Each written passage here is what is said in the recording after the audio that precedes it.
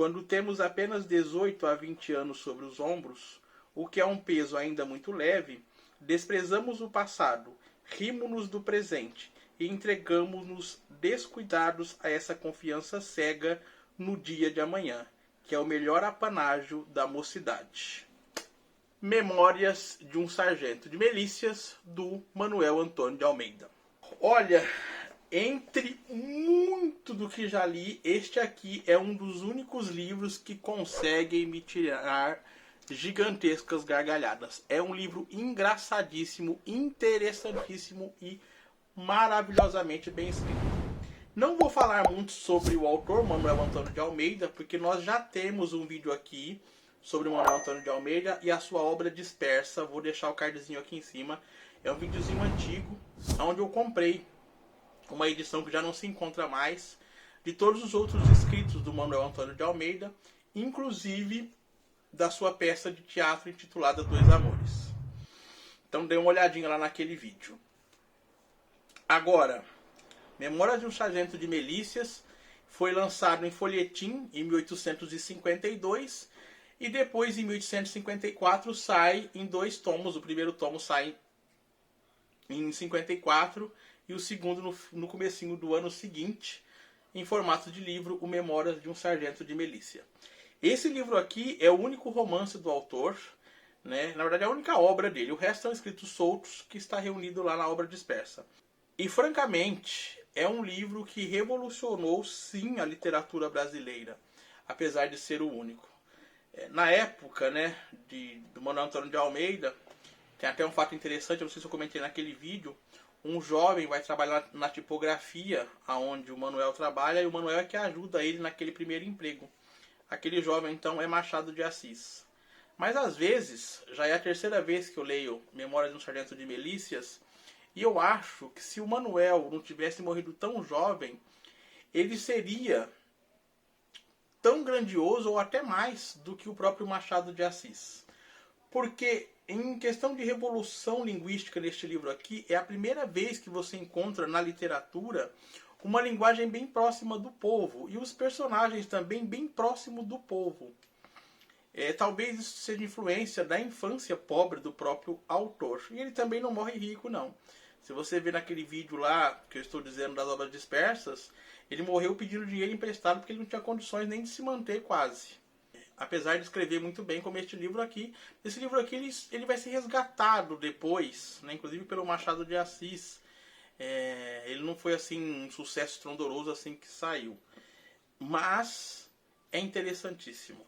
E vamos começar do princípio. A primeira frase deste livro diz que era no tempo do rei. E isso, como está aqui no prefácio escrito pelo Rui Castro, nos submete a um período entre 1808 e 1820, que é o tempo em que o então rei Dom João VI, que não era rei, era príncipe regente, depois vira rei, passou no Brasil. Então, a história pode estar dentro desse período de 20 anos aí quase, mas não tem uma data exata.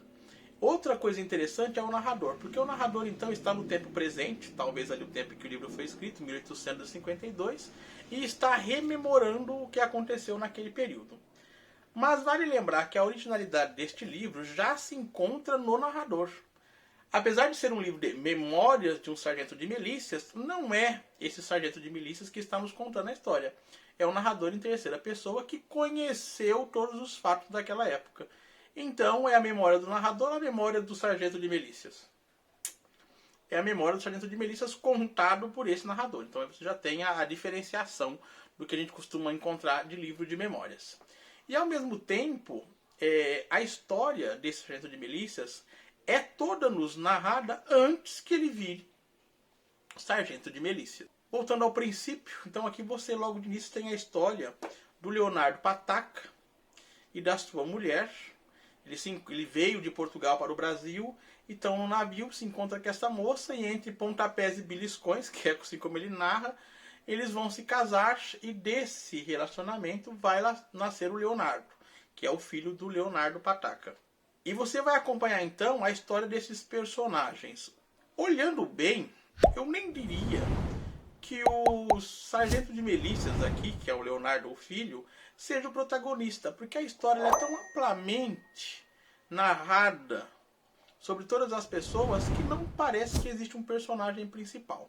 Pegando o Leonardo Pataca, que é o pai, ele vai ser traído 2 vezes, a mulher vai abandoná-lo, vão embora as mulheres, ele vai ficar atrás de amores, vai tentar ser feliz com uma 3ª esposa, e ele também já age meio que na malandragem. Depois você tem o Leonardo, que é o filho deste homem, que o expulsa de casa, a pontapés também, já jogaram para fora de casa, porque a mãe dele não prestava, então o pai acha que ele também não presta, joga ele para fora de casa. E ele vai ser criado com um padrinho que é barbeiro e que virou barbeiro e conseguiu montar um negócio dele também de uma forma não muito honesta. Depois você tem a comadre, que é a madrinha então do Leonardo, que é na verdade uma grande fofoqueira ali do bairro. Você vai ter a Dona Maria, que ela tem dinheiro, mas a atividade diária dela é processar as pessoas. Você vai ter uma vizinha, gente, que vizinha? A vizinha do padrinho do Leonardo é uma intrometida de carteirinha. E ela se intromete toda hora na vida dos vizinhos. E você vai acompanhar, então, o Leonardo desde o nascimento até o momento em que ele vai virar esse sargento de milícias. Mas o Leonardo, assim como todos os outros personagens, tem aqui um pé na malandragem. Inclusive, o Antônio Cândido ele vai dizer que esse aqui é o primeiro romance malandro da literatura brasileira. Então ele cria essa categoria justamente para esse livro aqui. E você ri porque às vezes, mesmo tendo sendo escrito há mais de 150 anos atrás, você encontra figuras que até hoje existem nas nossas vidas, né? Que é a vizinha fofoqueira, que é o cara brigão do bairro. Então você tem todas essas figuras desse Rio de Janeiro no tempo do rei, que você também encontra até hoje nas nossas cidades. Mas então você vai ter as aventuras desse pai do Leonardo, que vive procurando uma outra mulher para fazer ele feliz, já que ele não consegue. Você vai ter o Leonardo, esse menino, que é um menino extremamente arteiro desde pequeno. Inclusive essa vizinha fofoqueira e chata, ela diz que essa mania do menino de fazer arte é justamente culpa de quem? Do padrinho, que mimou ele. E o Leonardo vai pra escola, mas faz arte, leva os bolos, né, que é a palmatória na mão, rouba a igreja. Esse menino aqui, ele é atentado desde criancinha. E ele não vai ser um adulto fácil também. Você vai ter a história da comadre, a história da Dona Maria, que processa todo mundo.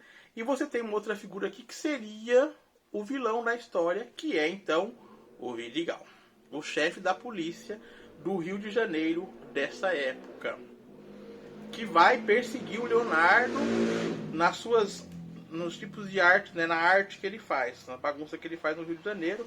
E não só o Leonardo, como o pai dele também. Então você vai ver que o pai dele, mesmo sendo português e vindo para o Brasil, é também um malandro. Então, gente, se você nunca leu Memórias do Sargento de Milícias, por acreditar que esse livro aqui é um livro difícil, não é. É um livro engraçadíssimo. É um livro que você vai ler assim, na tranquilidade, e vai achar ele sensacional.